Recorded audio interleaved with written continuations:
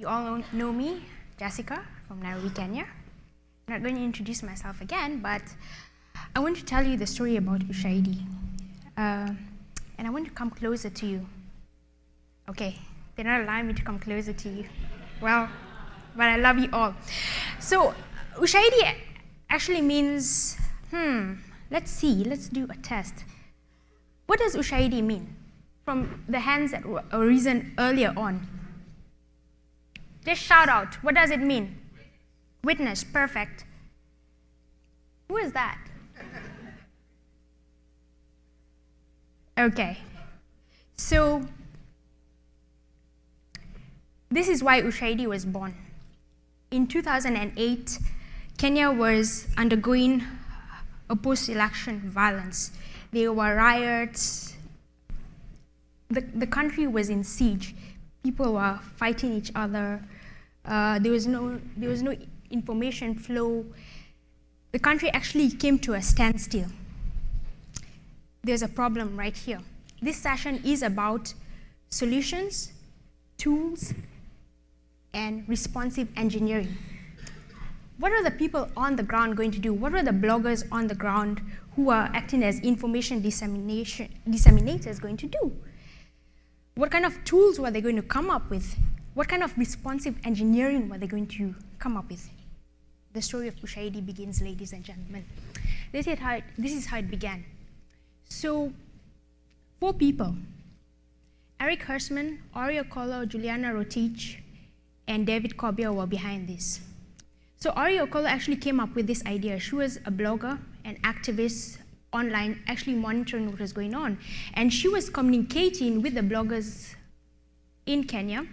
And she said, hey, we're having this problem of information dissemination. Why don't we do this? Why don't you create a visual interface whereby people can submit their problems happening on the ground if there were riots via the mobile phone, via a web form, and via SMS technology. We've just seen how people can find doctors from a short code number. Eric Hersman picked this up 2008 and was like, let's do this. So they met with Juliana Rotich and David Kobia, who actually is part of behind the technology, and they got together and started brainstorming, 4 of them. And those are the co-founders of Ushahidi right there. What you see is actually the Ushahidi calendar. It's the timeline of what happened. So right there, post-election violence, between December 30th to 1st January, there was media blackout. People, we needed a solution, we needed tools, we needed responsive engineering. The idea of Ushahidi through the co-founders. Ushahidi discussed, Ushahidi prototyped. How did this happen? Is that a call was sent out globally, calling all volunteer developers, designers, we need your help, Kenya needs you.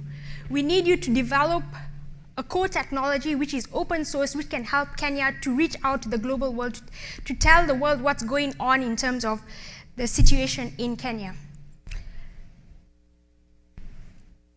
Between January 3rd to the 9th. How many days, ladies and gentlemen? 6 days. Technology these days takes a month, 2 months, 3 months, deployment 6 months. This was emergency. 6 days, Ushahidi Co was launched. And between that time span of January 9th to 26th, it was undergoing additional functionality, as you see, RSS feeds, SMS technology, shortcode partnership, the Ushahidi blog added, timeline, and between January 10th to January 12th, you could see what was happening right there. So this is what has happened during the period of the month of January. What you see right now is the first version of Ushahidi. This is a very rare image to get. This is the birth inception of an open source platform that would be revolutionary 3 years later. And this is the way you send information to Ushahidi Co via the mobile phone, email, and web. And how does it work? How do you actually ensure this quality assurance happening? So during the verification process, there are actually like three tiers of quality checks going on. And an instance of Ushahidi was actually deployed in Liberia by UNOCHA, and it underwent 3 tiers of quality assurance. So it's actually people on the ground that actually verify, and this happened in Kenya as well. So in a nutshell, today what Ushahidi is, it's an open source software for information collection, visualization, and interactive mapping. Why is this so important? Visuals are very important. As Eric said, Mapbox can be used to tell stories. You extract data. Data is all numerical, but when you put data in formats such as maps and make clusters out of them, you can tell a story. You can tell the intensity that happened here, where resources need to be spread. So platform community and movement is extremely important, and it creates that level of transparency, and it allows individuals to share their story. Ushahidi has made this possible. What I'm going to show you right now are examples of Ushahidi being used globally. 1, Ushahidi has been used in disaster response. March 2011. What happened in Japan? What happened in Japan, March 2011? Everyone knows this. Come on. All right. So the Japanese took Ushahidi, took the core platform, and we, the Ushahidi team, didn't even know this. We actually knew a few hours before. They took the platform, translated the whole platform, and actually rolled it out. And you could see like there were 4,000 reports and about 140,000 plus views. You could actually tell which areas along Japan were actually under threat. So you can see the threat areas right there. This is all in Japanese, so yeah. So you could actually monitor the tsunami intensity in the different areas. And how this helps in decision-making solutions.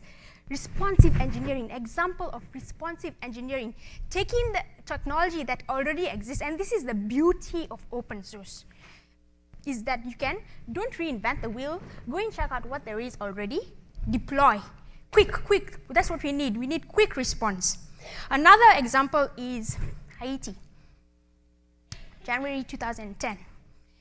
Ladies and gentlemen, I need to test your knowledge as well. So what happened in Jan 2010? What happened? Haiti, what happened? Everyone knows this. Earthquake. All right. So Ushahidi was actually deployed there again.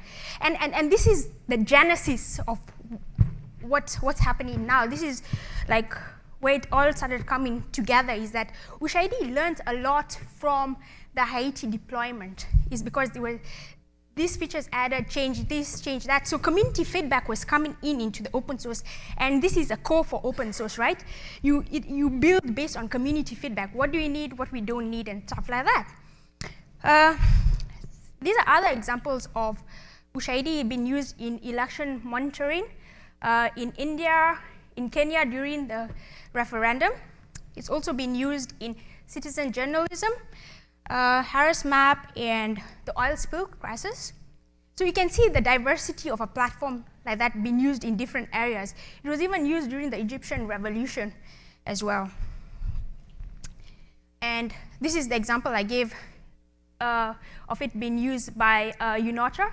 And this deployment actually had 3 tiers of quality assurance. If you want to know how the workflow was, come and see me later. I'll show it to you. So, all these examples I've been giving you, what does it mean?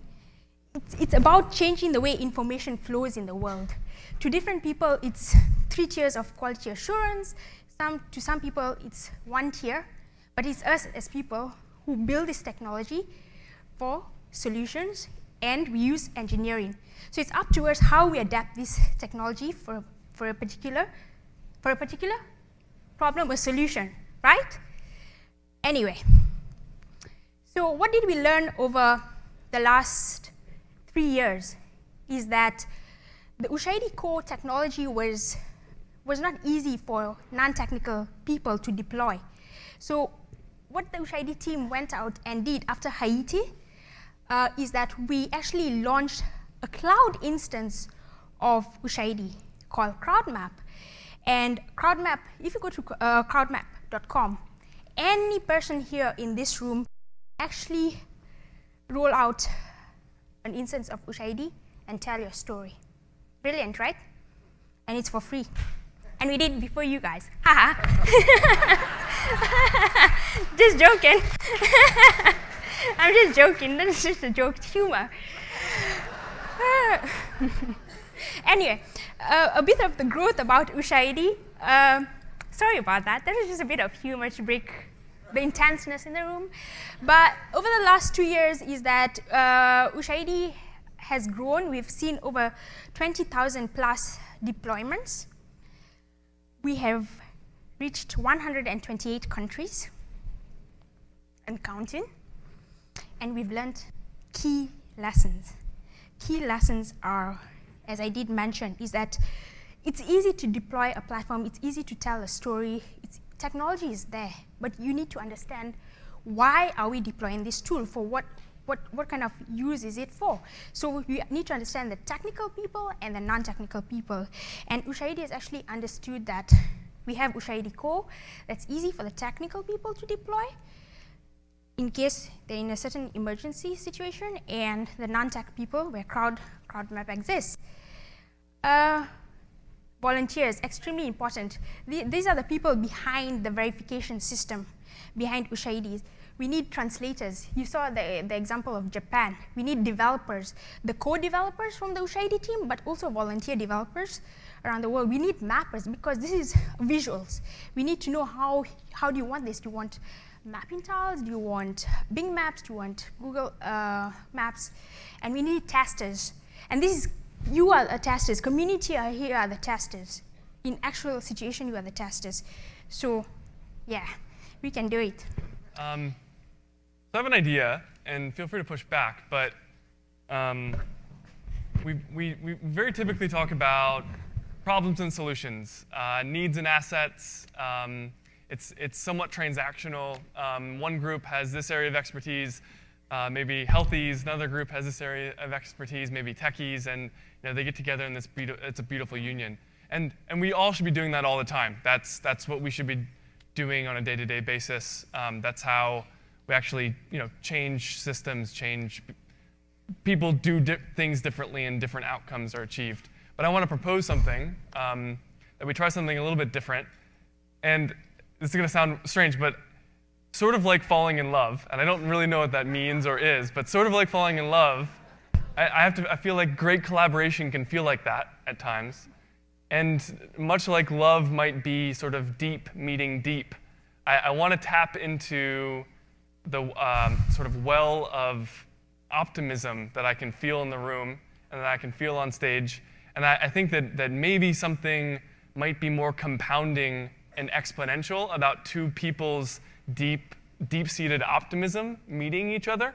And so that's a question I'm going to ask lots of you when I meet you later, but I want to start with our panelists. What is it about this moment, about maybe it's a technical thing, but really what is fueling your current optimism, and can you put it into words for us?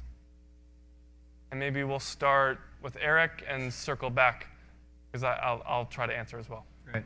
I mean, what I'm most excited about is the total changing paradigm of where data comes from. It used to be bought by very rich companies. What I'm really excited about is where data comes from. It used to be bought by really rich companies. Now I really see OpenStreetMap, which is not a new idea. It's an idea from 2004, about to hit a tipping point, where you have over these 500,000 users that are going to give such good data around where they live that there's nothing that could ever buy. So I think that's what's going to be most exciting moving forward. Like incredibly optimistic about that. So. Well, I have to say it's the growing engagement, just the growing participation and collaboration. When we first started traveling to work in countries, we saw computers sitting dead in closets, many of them where there had been efforts of technology to come out and try and fail. And in fact, when we first started talking about trying to do technology in these countries, we said it's not even worth it, there's no infrastructure, there's no capacity, nothing can happen. Well, it turned out we must have been near a switch point ourselves because it was working. And other people we started talking to, it was working for them. And it was starting to work. And then we had a good couple of years there where, yes, technology was being adopted, it was being absorbed, and people were responding well to it, and it kept working. And then we started to hit another switch point where it was beyond that. People started asking.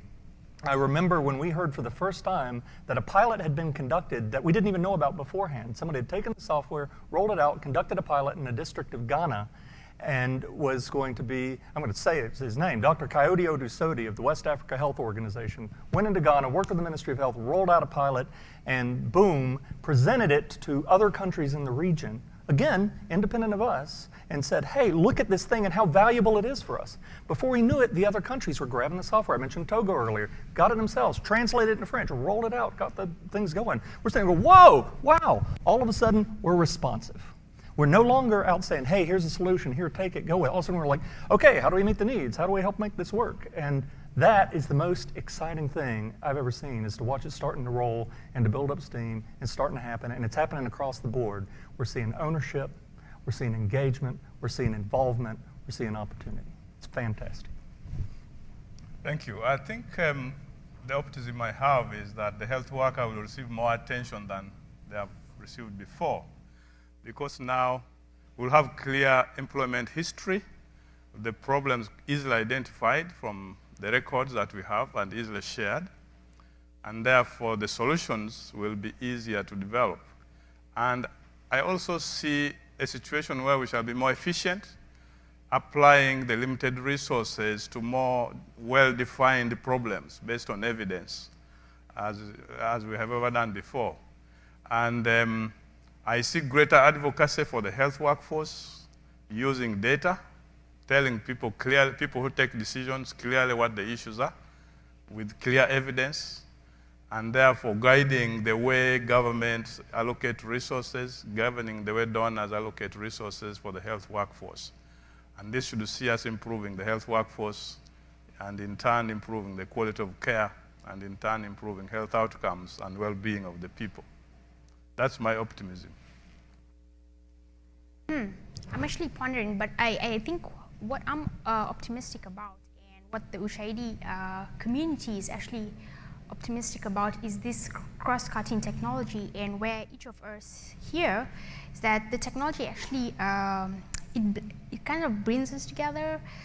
Like for Eric's platform is that from a researcher perspective is that we're able to take data and make meaningful information out of it, visuals, which actually mean a lot to people at higher level decision makers. It makes it easier for them to make decisions, and as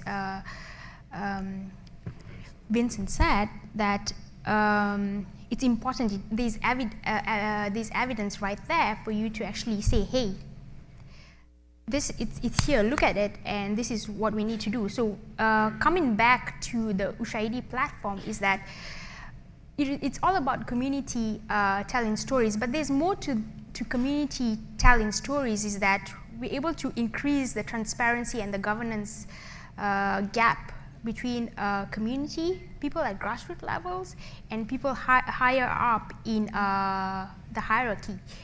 So apart from telling stories from these different platforms, is that there's some level of accountability, which is extremely important, is that you'll be able to hold your government accountable. Hey, there was this X amount of funds donated to this particular state. Why isn't my road fixed? And this is possible in all the different communities here. So I think for me, the optimism is that it is giving citizens, especially the youth, a voice, an online voice. Technology, this kind of technology is giving the young citizens an online voice to actually voice out. And what's happening right now is that with all the revolutions that have been happening in Africa, from Egypt to Tunisia and all, the youth are not going to be quiet. They're going to cause a revolution. And in Kenya, it's what we are discussing right now is what we call the African Revolution.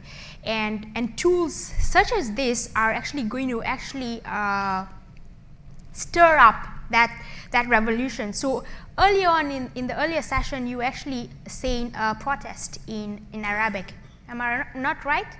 Yeah, so it's kind of going to create not the negative protest, but good protest. We need to hold our leaders accountable, and we need a better world. So platforms like this, if it makes it possible, so be it.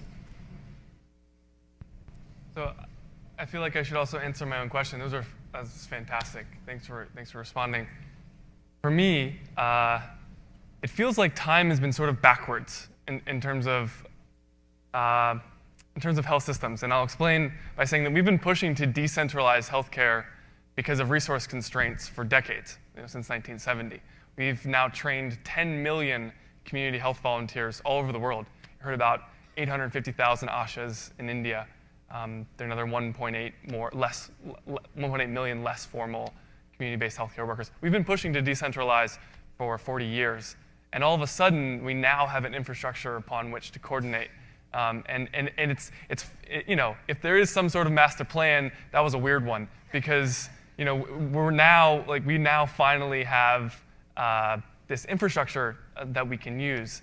And the neat thing, what's partially fueling my optimism, is that it's moving way faster than anyone ever predicted, and still, we're really bad at predicting. So fully 50% of people in sub-Saharan Africa own a personal mobile phone today. Experts say that will be 100% in 2 years.